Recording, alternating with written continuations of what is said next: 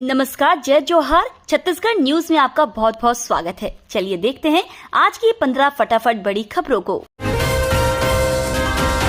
CM Bhupesh Baghel ने शराबबंदी को लेकर कही बात। शराबबंदी को लेकर पूछे गए सवाल पर सीएम भूपेश ने कहा कि सबसे पहले बात तो यही है कि मैं ऐसी कोई योजना नहीं लाऊंगा जिससे लोगों की जान चली जाए। लॉकडाउन के समय में आपने देखा कि पूरे देश में जहां फैक्ट्री बंद थी, ट्रांसपोर्टिंग बंद थी, तब भी छत्तीसगढ़ में हरियाणा से, एमपी से शराब लाई गई।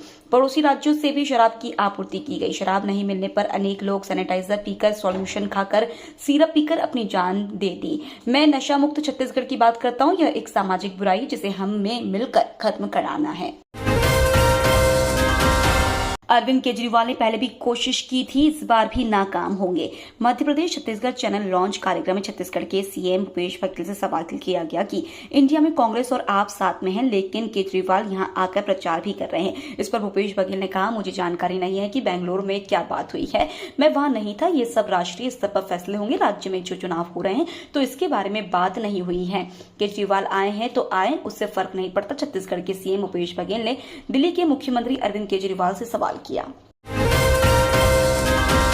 भूपेश बघेल ने कल्याण योजना के लाभार्थियों के खातों में भेजे 2000 करोड़ रुपए। छत्तीसगढ़ के मुख्यमंत्री भूपेश बघेल ने राजीव गांधी किसान न्याय योजना और अन्य योजनाओं के लाभार्थियों के खाते में 2055 करोड़ 60 लाख रुपए ट्रांसफर किए। कार्यक्रम में कांग्रेस की वरिष्ठ नेता सोनिया गांधी ने एक वीडियो संदेश में पूर्व प्रधानमंत्री राजीव गांधी के सपने को साकार करने के लिए बघेल की सराहना की। यह समारोह राजीव गांधी की जयंती पर आयोजित किया गया, जिसे प्रशासन ने सद्भावना दिवस के रूप में मनाया।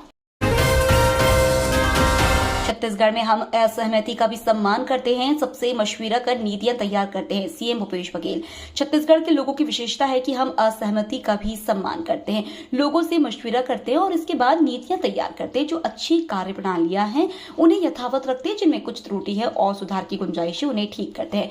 हमारे भीतर यह सादगी इसलिए आई क्योंकि यह भूमि भगवान राम की ननिहाल है। यहाँ कबीर, गुरु घासीदास तथा विवेकानंद जैसे साधकों का असर है। मुख्यमंत्री ने कहा कि छत्तीसगढ़ एक सांस्कृतिक इकाई है। यद्यपि राज्य का निर्माण वर्ष 2000 में हुआ, लेकिन छत्तीसगढ़ राज्य को लेकर जो लोगों के सपने थे वे पूरे नहीं हो पाए। कावड़ लेकर निकले सीएम भूपेश। हजारों की संख्या में हटकेश्वर महादेव पहुंचे श्रद्धालु।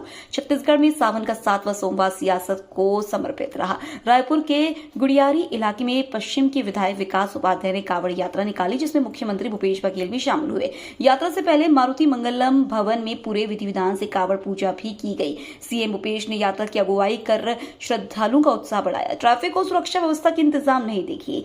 जहां से कावड़ यात्रा गुजर रही थी वहीं से कार और बाकी वाहन भी क्रॉस हो रहे थे। वहीं यात्रा के पीछे भी गाड़ियों की लंबी कतार देखने को मिली। सीएम भूपेश बघेल ने बिलासपुर को दी सौगात। जेनरिक दवाओं से लोगों को मिला जीवन दान। छत्तीसगढ़ की भूपेश बघेल सरकार ने बिलासपुर जिले के लिए एक बड़ी सौगात दी है। यहां सरकार की ओर से शुरू किए गए जेनरिक दवा स्टोर्स का लाभ लोगों को मिल रहा है। बताया गया है कि करीब 27 करोड़ रुपए की दवाएं सरकार को सिर्फ 9 करोड़ 5 लाख रुपए में मिली, जो महज पौने 2 साल में बेची गई है। रिपोर्ट में कहा गया है कि इस उपलब्धि के बाद बिलासपुर जिला प्रदेश में नंबर 1 हो गया है। प्रेस कॉन्फ्रेंस के बीच भूपेश बघेल के पैर के पास पहुंचा सांप। मुख्यमंत्री भूपेश बघेल को प्रेस कॉन्फ्रेंस कर रहे थे। प्रेस कॉन्फ्रेंस के दौरान उनके पैर के पास सांप पहुंच गया। अपनी प्रेस कॉन्फ्रेंस के दौरान सांप के सामने आने पर छत्तीसगढ़ के मुख्यमंत्री भूपेश बघेल ने कहा है कि पिपरिटी है, चिंता मत करो और इसे चोट मत पहुंचाओ। तभी किसी ने बोला कि सावन का महीना है, जाने दो, मत मारो। उस पर सीएम कहते हैं कि वैसे भी नहीं मारा जाता, पिपरिटी है को मारा नहीं जाता। छत्तीसगढ़ में मोबाइल वेटनरी यूनिट शुरू। छत्तीसगढ़ में पशुओं के इलाज के लिए गोवंश मोबाइल चिकित्सा यूनिट शुरू कर दी गई है। इसके तहत डॉक्टर्स पशुओं के घर पहुंचकर इलाज करेंगे। इससे पहले मुख्यमंत्री हाट बाजार क्लिनिक योजना और मुख्यमंत्री शहरी स्लम स्वास्थ्य योजना शुरू हो गई है। मुख्यमंत्री भूपेश बघेल के नेतृत्व में अब पशुओं के इलाज के लिए घर पहुंच सेवा शुरू कर दी गई है। सीएम भूपेश बघेल ने बीते दिनों 20 अगस्त को 163 मोबाइल वेटनरी यूनिटों का शुभारंभ किया है। पशुपालक इस टोल फ्री नंबर 1962 पर संपर्क कर सकते हैं। छत्तीसगढ़ में कांग्रेस की विधायक पर जानलेवा हमला। कांग्रेस की विधायक छन्नी साहू पर चाकू से जानलेवा हमला हुआ है। एक शराबी युवक ने राजनांदगांव जिले के खुज्जी विधानसभा की विधायक पर हमला किया है। इससे विधायक छन्नी साहू के हाथ में चोट आई है। छन्नी साहू को हॉस्पिटल में प्राथमिक उपचार के बाद छुट्टी कर दी गई है। वहीं आरोपी को भी पुलिस ने गिरफ्तार कर लिया है, लेकिन विधायक की सुरक्षा में हुई चूक पर कई बड़े सवाल उठाए जा रहे हैं। छत्तीसगढ़ में एक बार फिर ईडी का छापा। प्रवर्तन निदेशालय ने एक बार फिर छत्तीसगढ़ के कई जिलों में एक साथ छापा मारा। इस बार ईडी के निशाने पर महादेव ऑनलाइन सट्टा के संचालकों के करीबी हैं। सुबह राइस मिल, पेट्रोल पंप कारोबारी, एडवोकेट सहित ट्रांसपोर्टर के ठिकानों पर दबिश दी है। बताया जा रहा है कि ईडी ने रायपुर, दुर्ग, बिलासपुर, कोरबा और रायगढ़ में दबिश दी है। रायपुर के अशोक का रत्न के अंदर 32 बंगला में कारोबारी दमानी के यहां ईडी टीम पहुंची है। बताया जा रहा है कि इनका राइस मिल, पेट्रोल पंप समेत सप्लाई का काम है।